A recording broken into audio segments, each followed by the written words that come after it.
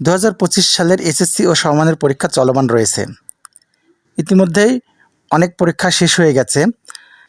শিক্ষার্থীদের মতামত, তারা সকল পরীক্ষায় ভালোভাবে দিয়েছে, শুধু গণিত পরীক্ষা অনেক শিক্ষার্থী খারাপ দিয়েছে। গণিত নিয়ে শিক্ষার্থীরা অনেক দুশ্চিন্তা করছে।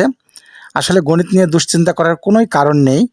গণিত এমন একটা বিষয় যেখানে তুমি যত মার্কের অ্যান্সার করবে ঠিক তত মার্কই তুমি পাবে। এখানে মার্ক কর্তনের কোনো সুযোগই নেই।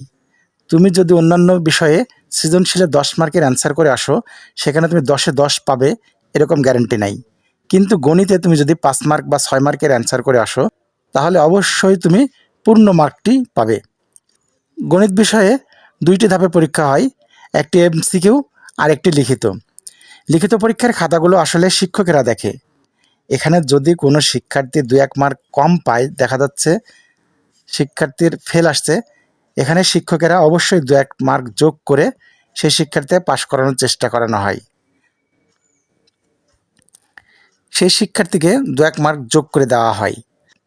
ঠিক তেমনি কোনো শিক্ষার্থী যদি A+ ছুটে যায়, তাহলে সেই শিক্ষার্থীকেও 2-1 মার্ক যোগ করে A+ নম্বরটি দেওয়া হয়। আরেকটা বিভাগ যেটা হচ্ছে এমসিকিউ। এমসিকিউ বিষয়টি সম্পূর্ণ ওএমআর কম্পিউটার মেশিনে দেখা হয়। এখানে নম্বর যোগের কোনো সুযোগ থাকে না। অর্থাৎ এখানে তুমি 30 মার্কের মধ্যে তোমাকে 10 পেতে হবে পাশ করতে হলে। যেহেতু 2টা বিষয়ে আলাদা আলাদা তোমাকে পাশ করতে হবে, তাই এমসিকিউতে অবশ্যই তোমাকে 10 পেতে হবে পাশ করার জন্য।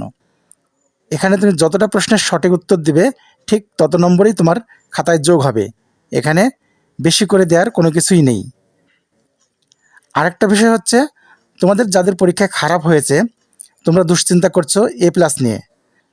গণিত বিষয়ে যদি তোমার বি গ্রেড বা সি গ্রেডও থাকে, তাহলে তোমার A+ পেতে সমস্যা হবে না। অন্যান্য বিষয়গুলোর দিকে নজর দাও, ভালোভাবে পরীক্ষা দাও, আশা করি তোমার A+ চলে আসবে।